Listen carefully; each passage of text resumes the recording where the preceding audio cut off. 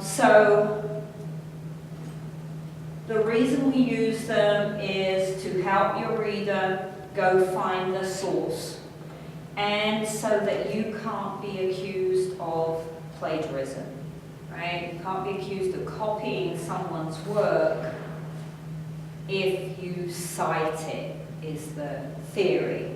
That doesn't mean you can cut and paste from an article, stick it in your writing, put a citation there, and then say, well, I didn't copy it because I put a citation. All right? That's not the point of the citation. It's just that if you're using someone's idea or you're supporting your information with someone else's research, you should give them the credit for doing that original piece of work. All right? You can't take credit for something that someone else did. Okay?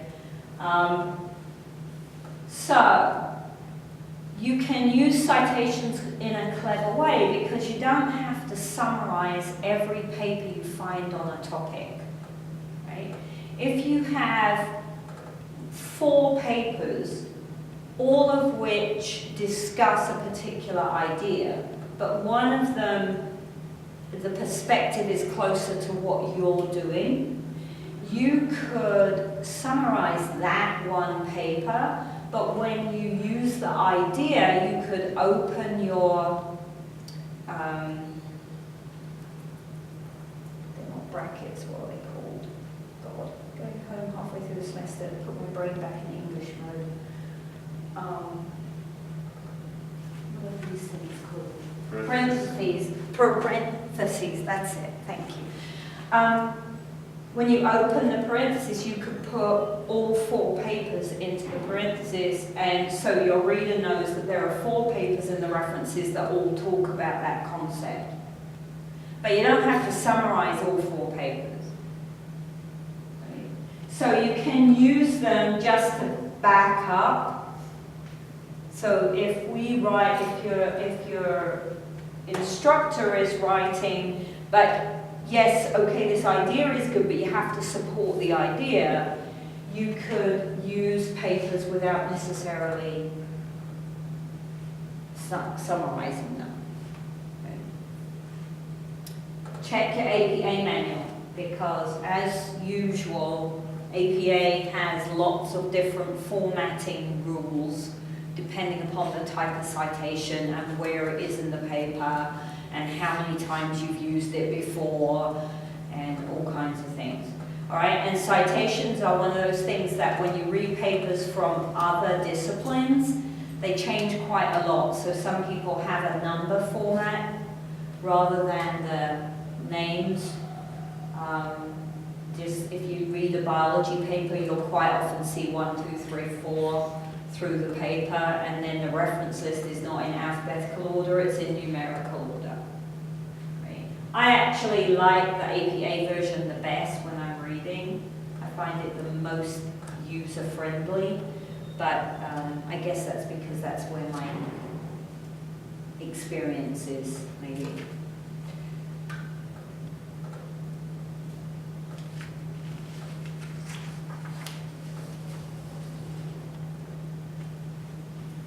All right, so if you did the reading for this week, there's lots of really cute little pieces in the reading for this week to try to get you excited.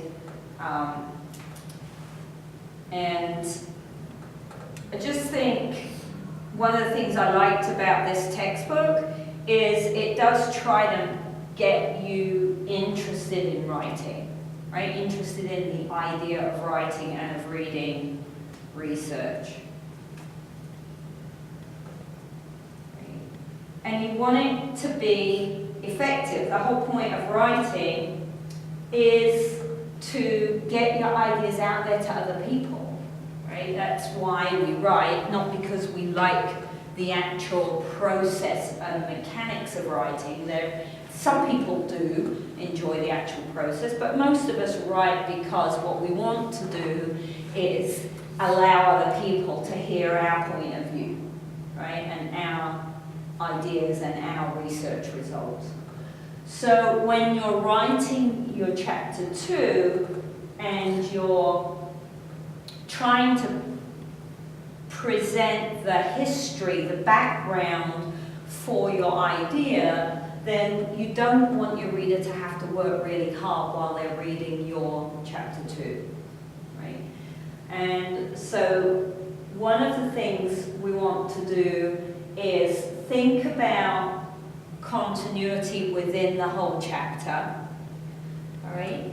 And we want to funnel the reader towards your purpose statement. So although your purpose statement will be at the beginning of the chapter, you use the chapter, start the chapter out wide and narrow it down as you go through, so that by the end of the chapter your reader goes, oh, okay, I understand why they found this purpose question interesting. I understand how it fits with the current literature. I understand why it's unique, right? What makes it novel.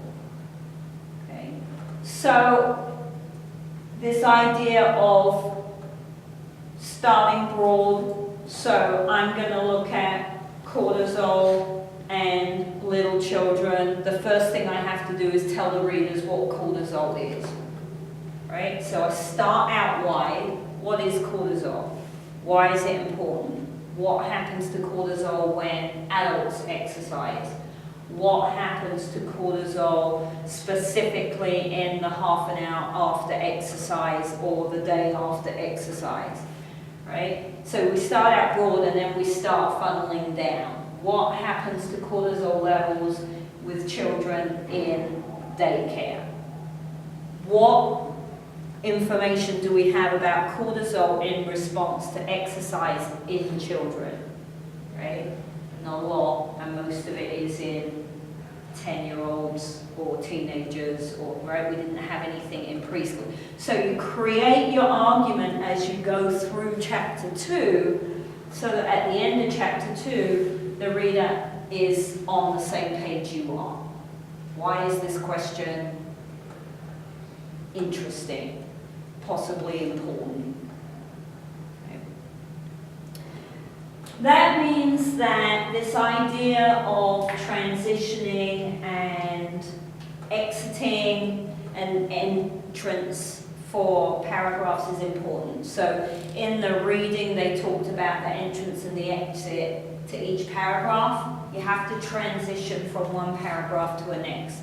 One paragraph can't be paper A, the next paragraph paper B, the next paragraph paper C, right? So whilst you're going to create an annotated bibliography over the next few weeks, your next step is not to cut and paste your annotated bibliography into 10 paragraphs in your paper to hand in to Dr. Berkey, right? The next step is synthesizing that information that you've summarized into a continuous flow of argument for your question, right? Does that make sense? A little bit, not at all, right? So we can't have standalone paragraphs that just talk about one thing and then change to another thing without a transition from one to the other. So that's why the more you read, the easier the writing becomes, because the more you read, the more your brain starts to get the idea of how do I move from this paragraph to this paragraph, this idea to the next idea. How do I link those ideas so that the reader can see the flow of the information through the document?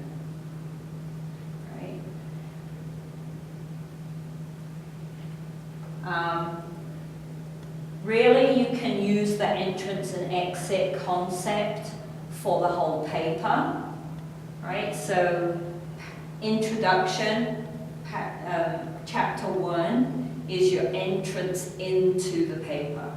And chapter 5, if you wrote a thesis, would be your exit from the paper, it's your discussion. And at the end of the discussion, you would have a conclusion or a summary and ideas for future research. So you've got an entrance and an exit for the entire paper. Each chapter will have basically the same paragraph to start it out, because you have to say, in this chapter I'm going to do this, and I'll include these sections, and we are examining the purpose of, right? So every chapter has an entrance, and it should have a summary for the chapter, right? So each chapter has an entrance and an exit, and then each paragraph within the chapter should transition from the previous paragraph. So there should be some flow that makes it a lot nicer for the reader to follow, right? Remember, you write, you don't write for someone who is in your area of study. In my opinion, in my training, that's bad writing. When you read an article and the only way you could follow that article was if you've read 10 other papers before you read that article, that is not good writing. It may be okay because the journal is so highbrow no one else would read it anyway unless they had the background. So maybe from the journal's point of view that's acceptable because of the population they aim the journal at. But it wouldn't be generally accepted as a good piece of writing. Anyone should be able to pick your paper up and read it and at least understand the argument you're making, even if they don't understand the detail. Right?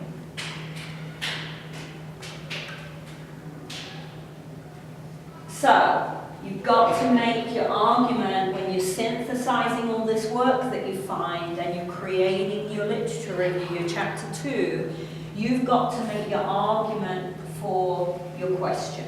All right? And that has to be very clear to the reader.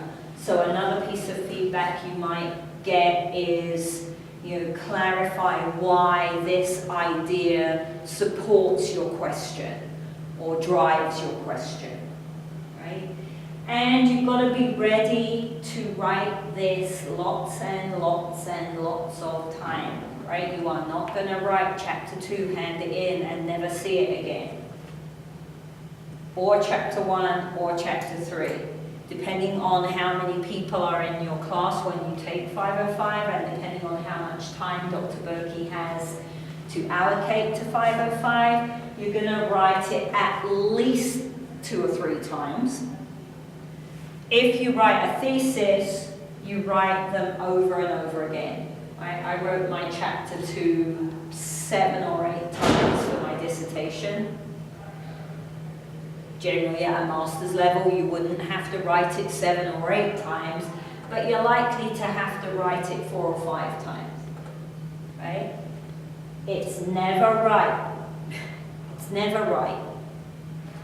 Okay? So it's one of those parts of grad school where this being an athlete and being competitive and having to be perfect kind of does you a disfavor, because it's never going to be right.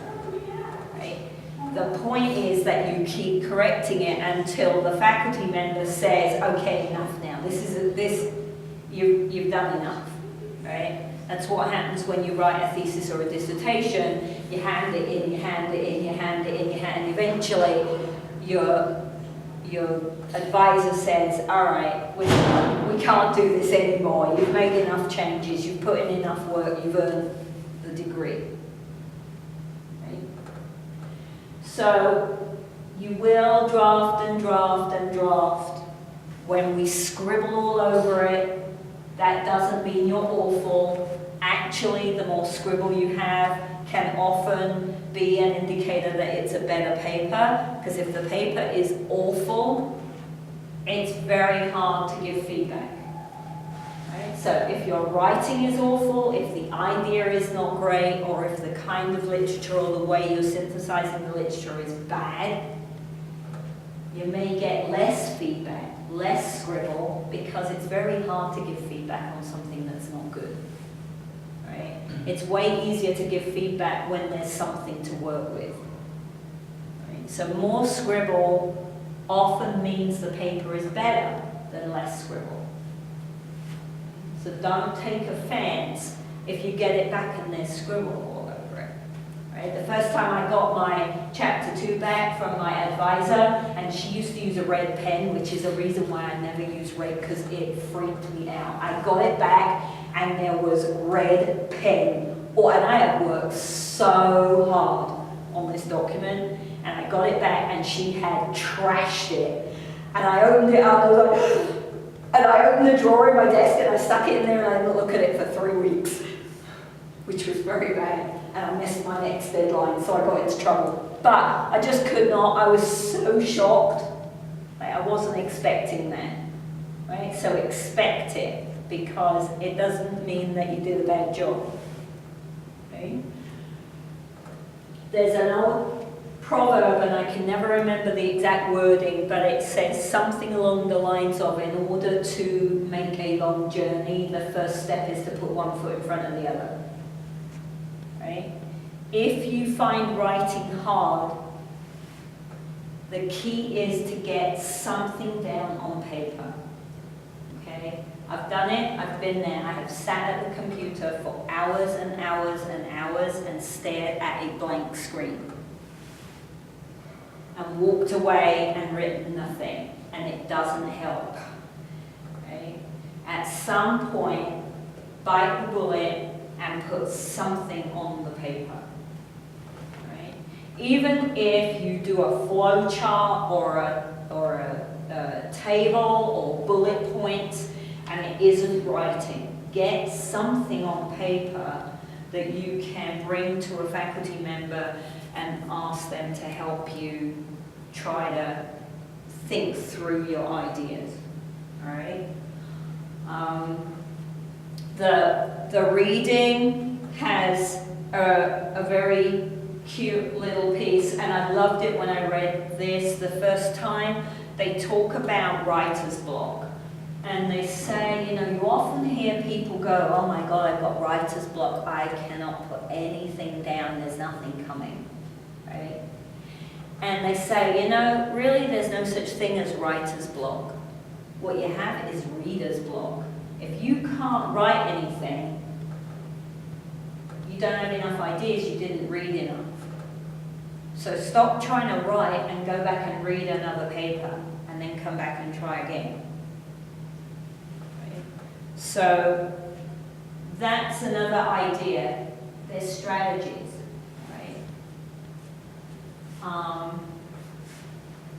Think about your grammar.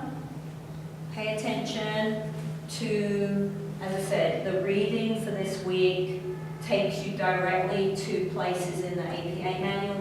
We tend to be mean about the APA manual because it's this rule book and we all hate the rules. But there actually is a lot of very useful information in the APA manual to help you write more smoothly. Okay? So use those parts of the manual. Pay attention to grammar, sentence construction, and punctuation. They count. This is grad school. Using text speak is not okay. Forgetting a comma is not okay. Writing sentences that are 10 lines long is not okay. All right? You have to write appropriately for the level of degree you're now trying to be successful in.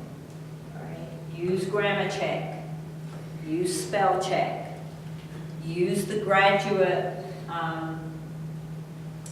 office, let me see what's it called, the Graduate Commons, that will help check your writing and help check your APA. Right? So there are plenty of resources around to help you get at least your grammar and your spelling correct. It's not okay to hand something in that has those kinds of errors all over the place. You guys, I know that English may not have been very good at school, and I know your English classes may or may not have been very good at your university, but this is grad school. It's your responsibility to write well. Okay? And we will ding you if your writing is bad. So be warned.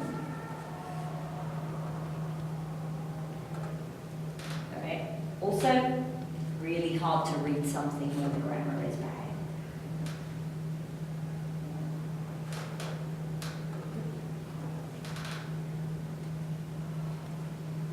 Okay, so in the textbook, let's have a look. Where are we? Okay, page 340. They give you some ideas of basics, right? So you want to, really pay attention. They're trying to help you out. Drafting, we've already talked about. Make sure you draft and redraft. Can I say it more clearly? Right? Using big, long, complicated words doesn't make you sound clever if you use them in the wrong place. Right? Keep it simple. You don't have to use the big, complicated words. Right? You want to use some subheadings, so plan for some subheadings, because you want to give your reader a kind of map to help them through. And then also check at the idea of the mistakes. Right? They talk about padding. Okay. So a paper that is 40 pages long is not better than a paper that is 18 pages long if 8 of the pages are nothing to do with the topic that you're writing on. Right? Padding. Avoid padding. If it's not relevant to your argument, don't put it in there. Okay? Avoid repetition. So again, 40 pages is no good to me if 20 pages are saying the same thing that the previous 20 pages said. So don't keep saying the same thing over and over again. That doesn't help. Right? So you don't try to say too much. Think about what your argument is. Think about if I'm talking about a strength program and I'm trying to present this paper to someone who doesn't know about strength programs, what would I have to tell them? And that's tricky when you're very good at that topic, right? Because first off, you would have to define what strength is. Well, we all know what strength is, so sometimes we forget to tell the reader what strength is, right? We assume the reader knows what weight training is. Well, maybe they don't know what weight training is. You can't, right? So you've got to have enough information that the reader can follow your train of thought, but not so much that you go off track and then you have to drag yourself 2 miles back to your argument. Right? Take the time. You're all busy, and that's just the way it is in grad school. It's part of being in grad school, everybody's busy, okay? Those of you who are on campus, probably, even though you think you're busy, aren't quite as busy as the distance students who have a full-time job and possibly a family. So enjoy being on campus and the opportunity to be a full-time student, because not everybody has that luxury, all right? But take the time to enjoy what you're doing. Hopefully you've picked a topic you're really interested in. Right? Enjoy reading about it. Enjoy trying to write about it. Enjoy being creative with the literature that you've read. Okay? You should enjoy the process. And make sure you review it before you hand it in. Don't review it just once, review it several times. Don't read it back when you've just written it. Never, ever, ever read it back when you've just written it.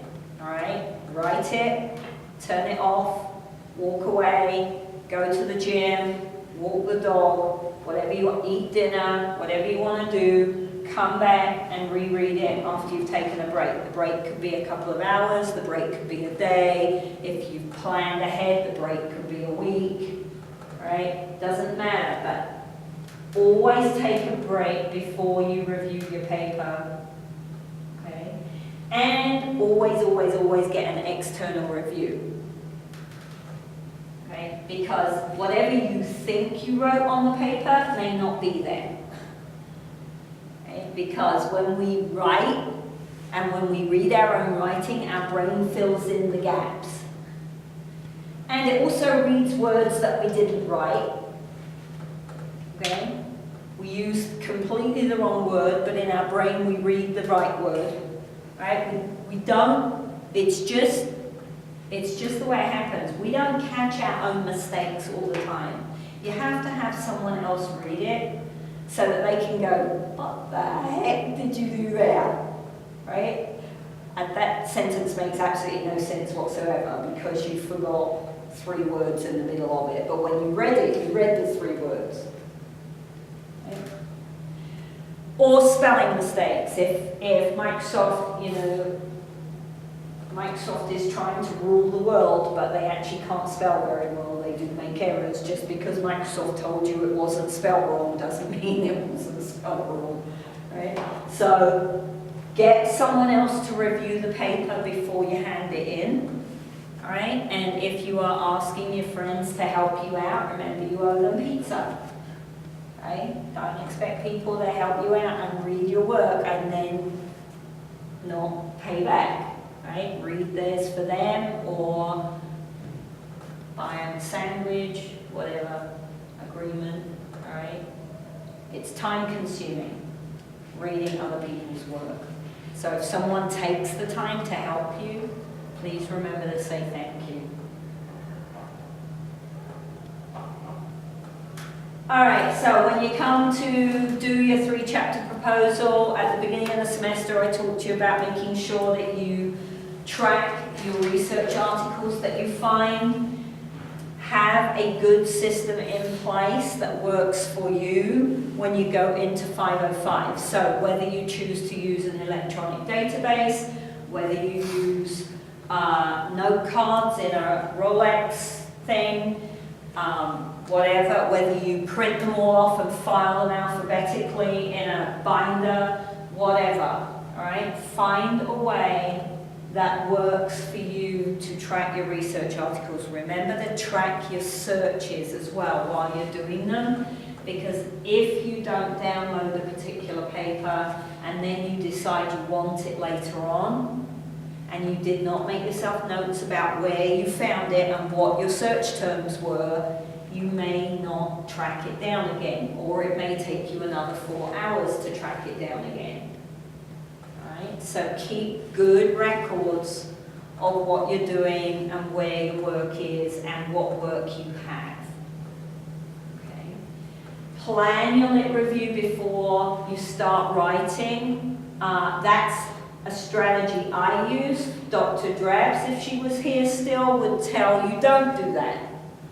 Right? Her way of writing was just to sit down with a blank sheet of paper and start writing. And she would just verbalize, and then she would go back and reorganize it after she'd written it down. Right? I can't work like that. I have to do an outline and bullet points and a little flow chart and kind of organize my ideas in what order, and then I might change it around once I go, but I don't enjoy writing very much. So for me, I've got to have a plan to kind of get myself started. I've got to know what I'm at least trying to do. And then I can be flexible and change it around later on once I've got something down. Okay? Be thorough. Right? When you're doing your literature searches, think of anything that would be a relevant search term that you could look for. Right? You don't want to hand in a piece of work and a faculty member say, well, you missed the most crucial paper in this entire field of study. Right? Because that makes you feel like a dumb and that's not nice, right? So be thorough when you're doing your literature searches. Take time. It can be, it's really fun looking for literature. That's what I did all weekend. I haven't done any research in so long, and it was so much fun just to find 15 different papers that all relate to this thing I want to write a rant on. Okay. So enjoy that time to just kind of hunt around and see what's out there. There's way more out there than you'll ever know. So enjoy starting to look at it. All right. If there's some controversy in your particular topic, it's okay to use that. Right? You should use it, particularly if it's really blatant. You've got a line drawn and you've got one group of researchers on one side and one group of researchers on the other side. That does happen. Right? Then you should present both sides of the argument. Right? If there's one paper that you found that says something completely different to everything else you found, it may be appropriate to just quickly mention that paper, right? Don't only concern yourself with the papers that absolutely fall in line with what you want your study to find. Right? And keep thinking, how do I hook the reader? Right? It's not a work of fiction. So don't wait until right at the end of the piece of work to tell the reader what it was you were looking for. Right? You've got to kind of drop some tidbits in earlier on. Why did you find it interesting? What was it about this topic? Okay. Make sure you identify your key studies. Be critical when you're synthesizing and you're summarizing papers. It's okay to say, these authors found blah, blah, blah, but actually they didn't mention the limitation of this in the paper, and so, you know, that may need to be taken into account when looking at these results. Right? If you think of something that you would have done, it's okay to talk about that. Page, let me just check. I may have said this already. Let me just have a look.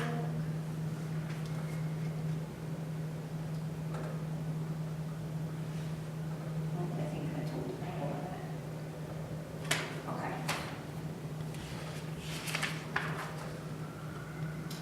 And then, just to finish off, I would highly recommend that you read Chapter 3 in your APA manual. Don't just check the reference formats, right? Read some of the information in the manual. And then bear in mind this quote, that effective writing is really a process of selection. Right? So now I have 15 papers laid out on the floor in my office. Am I going to synthesize every one of those papers? Probably not. Right? Which ones are really key? Which ones can I decide to leave out? Right? What do you think is worth saying about a topic? And that's a fine line to pay attention to, because certainly at your level, most of the time at my level, our opinion doesn't count. Right? So I can't say that PNF stretching is more effective than static stretching and walk away. Right? Because that sounds like my opinion. It is my opinion. Right? PNF stretching is more effective than static stretching, right? My opinion happens, because of my background, to be based on a lot of reading, but you wouldn't get that from that statement because I didn't support it with any of the research that I've read, right? And I could just as easily decide to say, well, that's ridiculous. Dynamic stretching, ballistic stretching is by far and away the most effective form of stretching. Right?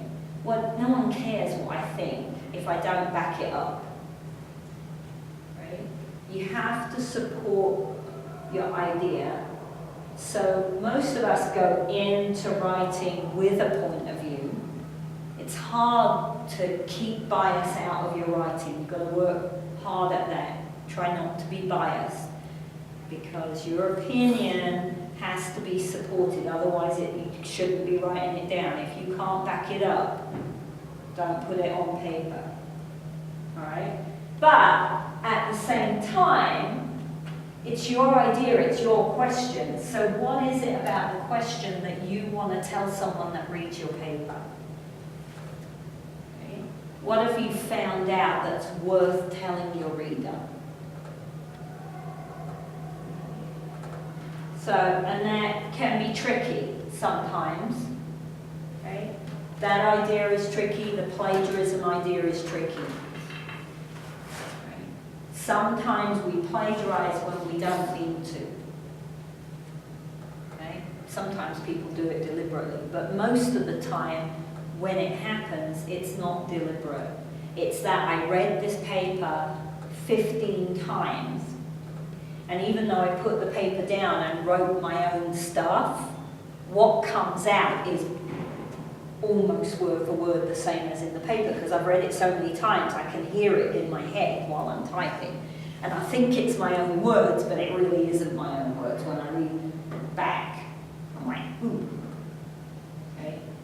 Got to change that up a little bit more. So just some tips really today, just some ideas, because as you're reading, this is where you're going. This is what you're going to have to do. If you want to be successful in this program, you have to pass 505. So you are going to have to do this process. So while you're reading, start thinking about some of these ideas, because most of what you're reading will do this very well. Right? You might find the odd bad article, but most of the articles that you pull for your research are going to be pretty well written. Okay? And so as you're reading them, you can practice some of these ideas because you can be looking for them. Right? Just be a little bit careful with the APA, because a lot of the stuff you pull either isn't APA because it's a different discipline, or it might not be APA because it comes from New York Times or something like that. All right? So just be wary about APA. You do not want to throw points away in any class because your APA format is wrong, because you assumed what you were reading was done properly and you just type it out exactly the same way.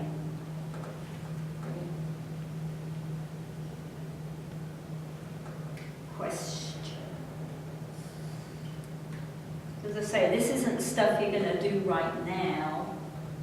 It's just that the role of this class is to try to help you be better readers of research and start to see things that you can use. And so I just want to give you, like, these are the kinds of things you have to pay attention to once you start writing. So if you look for them now while you're reading, it'll help you down the line.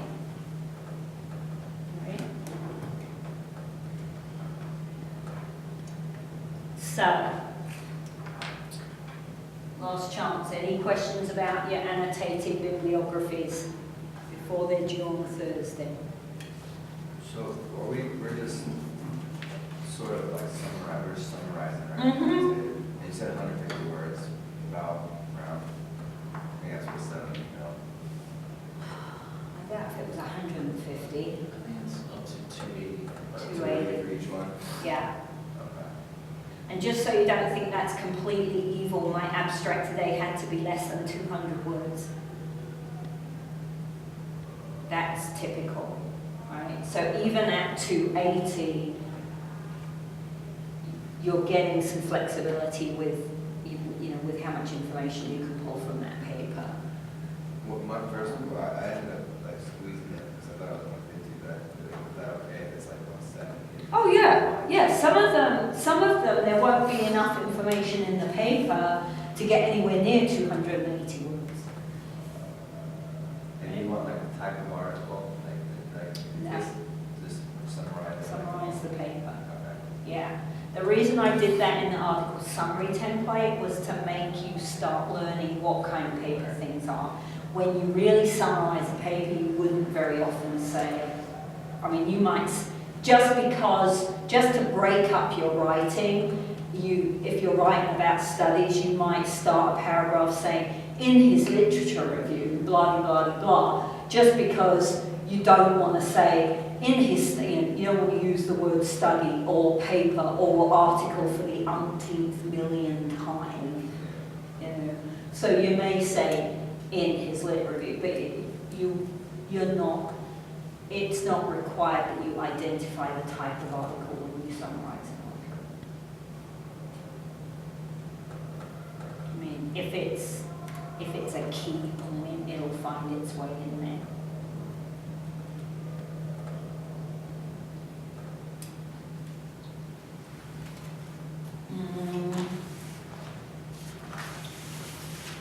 What else?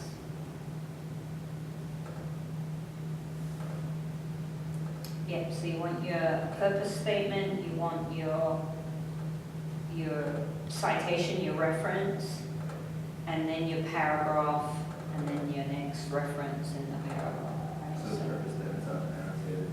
Here's what I- Yeah, because if you've tweaked it from the last hand in, I want to see it again, plus it will help me, otherwise I have to keep looking backwards and forwards to your previous paper, and that adds grading time. So selfishly, I would like the purpose statements on there so that it makes reading your annobibs and making sure that you've picked something that's truly relevant for your question. Because that's part of the game. I mean, finding research is easy, it's finding stuff that's relevant to the question that's the key.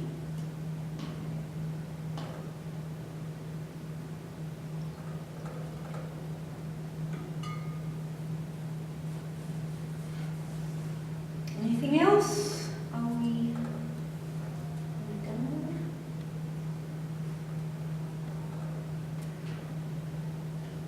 I think I might try and get your... I might just stand here and do it here if the internet connection's working here. Yeah, it's just my computer. IT asked us to run updates. So last night when I left, I ran the update. And then when I turned my computer on this morning, it now will not connect to the internet anymore.